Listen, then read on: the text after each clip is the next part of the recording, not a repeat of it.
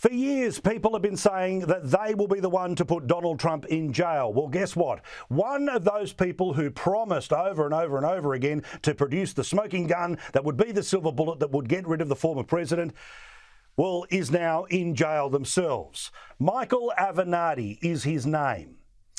He is famous for lots of things, but he's particularly famous for being the lawyer who tried to get Stormy Daniels out of a NDA that she signed after apparently having relations with the former president.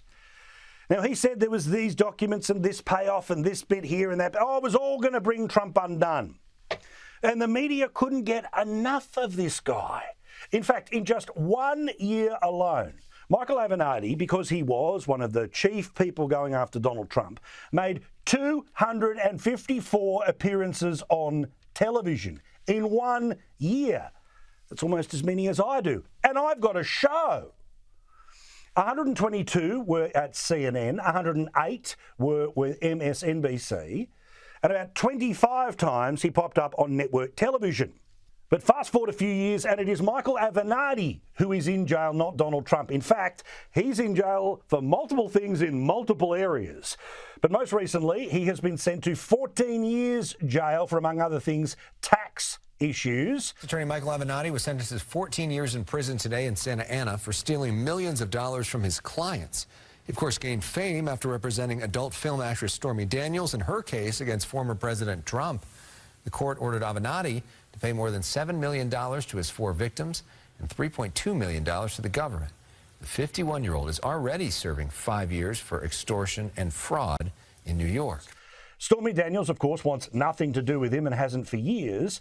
But what was interesting was the way that the media covered this. Now, remember, when he was the chief verbal prosecutor against Donald Trump, 254 times he appeared on television. But in the United States, on the day that he's sent to 14 years jail, was he on the NBC News? No. Was it mentioned on CBS? No. And here's the tinsy tiny bit that they did on ABC News.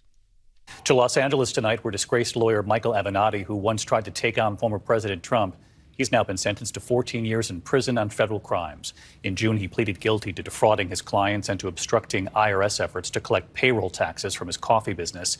He will serve that time after he finishes serving 5 years in New York for stealing from adult film star Stormy Daniels and for extorting Nike. It's one hell of a breakup. The media and Michael Avenatti, remember, at one point, CNN thought he could be president.